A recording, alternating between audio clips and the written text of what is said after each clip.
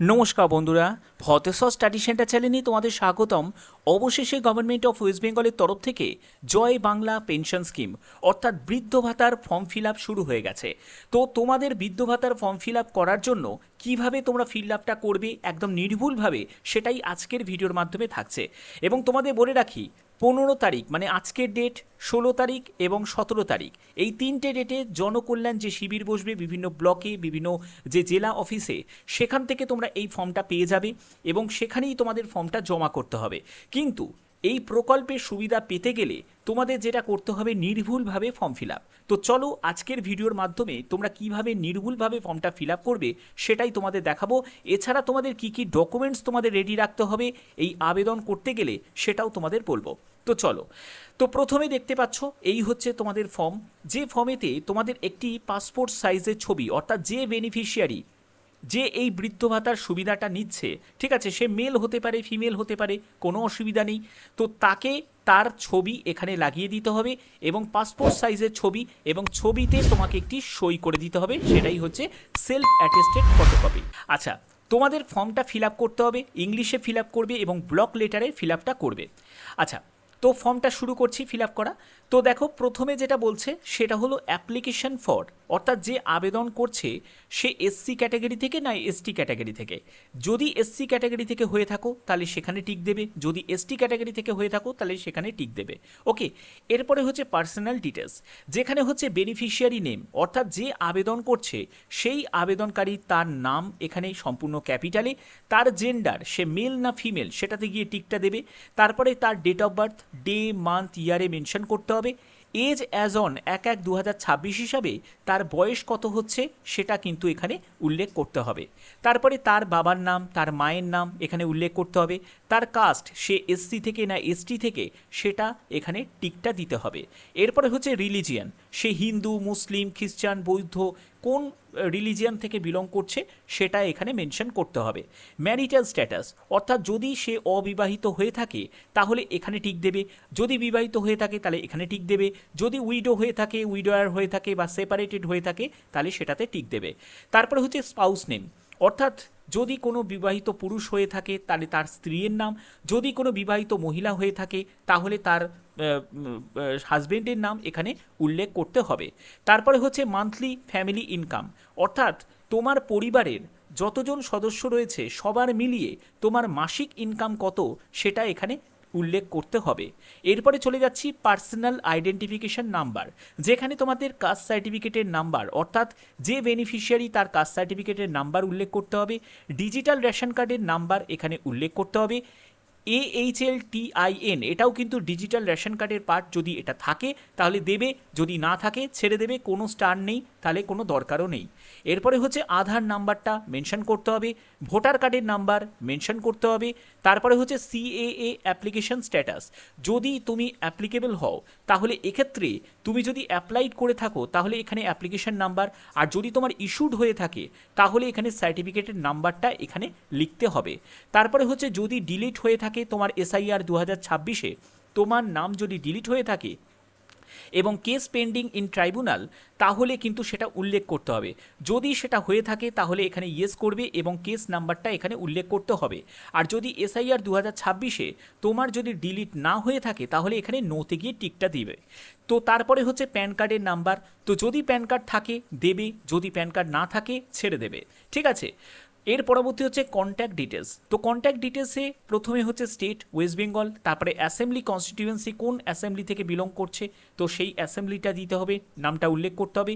তোমার জেলার নাম, পুলিশ স্টেশনের নাম, ব্লক মিউনিসিপ্যালিটি কর্পোরেশনের নাম, তারপরে জিপি ওয়ার্ড নাম্বার উল্লেখ করতে হবে। ভিলেজ, টাউন বা সিটির নাম এখানে উল্লেখ করতে হবে। হাউস প্রেমিসেস নাম্বার এখানে উল্লেখ করতে হবে। তারপরে হচ্ছে পোস্ট অফিস উল্লেখ করবে, পিনকোড নাম্বার উল্লেখ করবে। এখানে আরেকটি ব্যাপার তোমাদের বলে রাখি, এই যে দেখতে পাচ্ছ হাউস প্রেমিসেস নাম্বারের জায়গায় কোনো স্টার নেই, যদি না থাকে তাহলে এখানে ছেড়ে দেবে, কিচ্ছু করার প্রয়োজন নেই। এরপরে হচ্ছে number of years duelling in West Bengal, অর্থাৎ পশ্চিমবঙ্গে তুমি কত বছর ধরে বসবাস করছো সেই বছরটা তোমাকে এখানে উল্লেখ করতে হবে। হতে পারে 20 বছর, হতে পারে 30 বছর।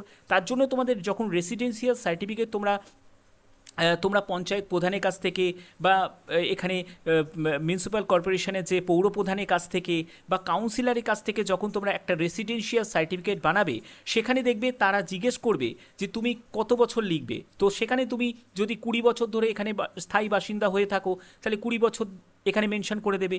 30 বছর যদি হয়ে থাকে তাহলে 30 বছর মেনশন করবে। তো যত বছর ওয়েস্ট বেঙ্গলের স্থায়ী বাসিন্দা ছিলে সেটাই কিন্তু এখানে উল্লেখ করতে হবে, এবং সেটা কিন্তু রেসিডেন্সিয়াল সার্টিফিকেটেও উল্লেখ থাকবে। ঠিক আছে, এরপরে হচ্ছে মোবাইল নাম্বারটা উল্লেখ করতে হবে।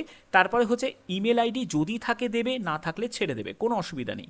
এরপরে হচ্ছে ব্যাঙ্ক অ্যাকাউন্টের ডিটেলস, যেখানে হচ্ছে যে ব্যাংকের নাম, তারপরে ব্যাংকের ব্রাঞ্চের নাম, তারপরে ব্যাঙ্ক অ্যাকাউন্ট নাম্বার, এবং অবশ্যই কিন্তু আধারের সাথে ব্যাঙ্ক অ্যাকাউন্টের লিঙ্ক করা থাকতে হবে, অর্থাৎ ডিবিটি লিঙ্ক করা থাকতে হবে, এবং আইএফএসসি কোডটাও এখানে মেনশন করতে হবে। এরপরে চলে যাচ্ছি কী কী ডকুমেন্টস নিড রয়েছে। যে ডকুমেন্টসগুলো অবশ্যই তোমাদের জেরক্স করতে হবে, জেরক্স করে সেলফ অ্যাটেস্টেড করতে হবে।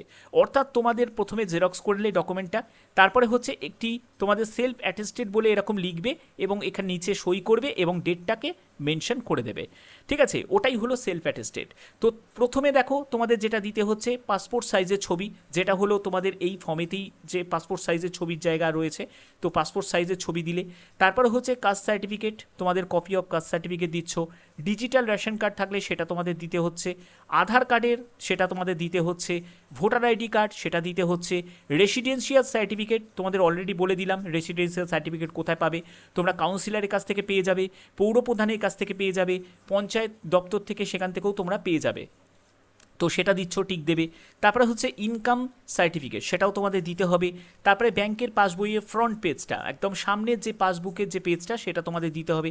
তো এই সব ডকুমেন্টসগুলো তোমাদের দিতে হবে, আর যদি আদার্স কিছু দিতে চাও দিতেও পারো। ওকে, আচ্ছা এবার চলে যাচ্ছি পরবর্তী। এই জায়গাটা কিন্তু খুব ইম্পর্টেন্ট একটা পার্ট, যেখানে বলছে যে সেলফ ডিক্লারেশন অ্যান্ড নমিনেশন। দেখো এখানে বলছে যে in the event of my death I hereby nominate. অর্থাৎ ধরো তুমি এই প্রকল্পের সুবিধা নিচ্ছ, তোমার ব্যাংকে কিছু আস্তে আস্তে জমছেও, এবার হঠাৎ তোমার যদি মৃত্যু হয়, তাহলে তোমাকে এমন কাউকে নমিনি করে যেতে হবে যাতে সেই যে অবশিষ্ট যে অ্যামাউন্ট সে ব্যাংক থেকে টাকাটা তুলে নিতে পারে। ঠিক আছে, তো তার জন্য সেই নমিনির নাম, তার অ্যাড্রেস এবং তার সাথে তোমার সম্পর্ক কী সেটাও কিন্তু উল্লেখ করতে হবে। ঠিক আছে, এবার দেখো আমি তুমি করে তোমাদের কথা বলছি, এটাতে কিছু মনে করো না, যেহেতু আমার এটা জব রিলেটেড একটা চ্যানেল, তো এখানে আমি এখন প্রকল্প রিলেটেড আপডেটগুলো তোমাদের দিচ্ছি তোমাদের এই রিকোয়েস্টে।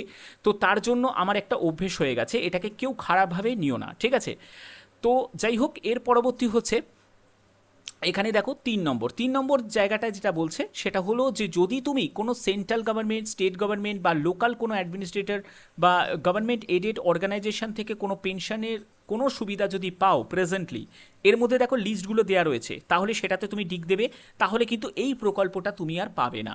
ঠিক আছে, যদি না পেয়ে থাকো তাহলে এই জায়গাটায় ভুল করেও কিন্তু কোনো টিকটা দেবে না। ঠিক আছে, এর মধ্যে কিন্তু অনেকগুলো অপশন রয়েছে, সবই কিন্তু বৃদ্ধ ভাতা। ঠিক আছে, দেখো তোমাদের বৃদ্ধা ভাতা যেগুলো ওল্ড এজ পেনশন রয়েছে, উইডো পেনশন রয়েছে, ডিসেবিলিটি পেনশন রয়েছে, যদি পেয়ে থাকো তাহলেই কিন্তু এখানে টিকটা দেবে, এবং তাহলে কিন্তু এই যে প্রকল্পের এই সুবিধাটা তুমি কিন্তু পাবে না। ওকে, আচ্ছা এর পরবর্তী হচ্ছে তোমাকে এখানে ডেটটা মেনশন করতে হবে এবং তোমাকে একটি সই করতে হবে এখানে। ঠিক আছে, এবং এই জায়গাটা হচ্ছে যারা অফিসিয়াল তারা কিন্তু এই অফিসার তারা কিন্তু এই ব্যাপারটা কিন্তু ফিল আপ করবে, এটা তোমাদের কিছু করতে হচ্ছে না। তো এই ফর্মটা তোমাদের কোথায় জমা দিতে হবে? এই ফর্মটা তোমাদের জমা দিতে হবে যে জনকল্যাণ যে শিবিরের যে ক্যাম্প, সেই ক্যাম্পে গিয়ে তোমরা এই ফর্মটা তোমরা পেয়ে যাবে, সেখান থেকে তোমরা উইথড্র করবে এবং সেখানেই তোমরা জমা করে দেবে। ঠিক আছে, তো অসুবিধা কিছুই নেই, ওখানেই তোমরা জমা তোলা দুটোই কিন্তু করতে পারবে। শুধু এই ভিডিওর মাধ্যমে কিভাবে তোমরা নির্ভুল ফর্মটা ফিল আপ করবে সেটাই তোমাদের দেখিয়ে দিলাম। আরেকটি ব্যাপার তোমাদের বলে রাখি, এখানে কিন্তু যারা এসসি এসটি তাদের জন্যই কিন্তু এই সুযোগটা রয়েছে, যারা জেনারেল তাদের জন্য কিন্তু এটা নেই। তো যাই হোক, আর যদি পরবর্তী কোনো আপডেট আসে বা অনলাইন ফর্ম ফিল আপ যদি শুরু হয় অবশ্যই তোমাদের জানানো হবে। তো আশা করি ভিডিওর মাধ্যমে প্রত্যেকটি তথ্য একদম A to Z ভাবে তুলে ধরলাম। ভিডিওটা কেমন লাগলো অবশ্যই ভিডিওটাতে লাইক করে জানাবে, এবং তোমাদের যদি কোনো মতামত থাকে অবশ্যই তোমরা সেটা কমেন্টে জানাতে পারো। এখনের মতো এটুকুই, টাটা।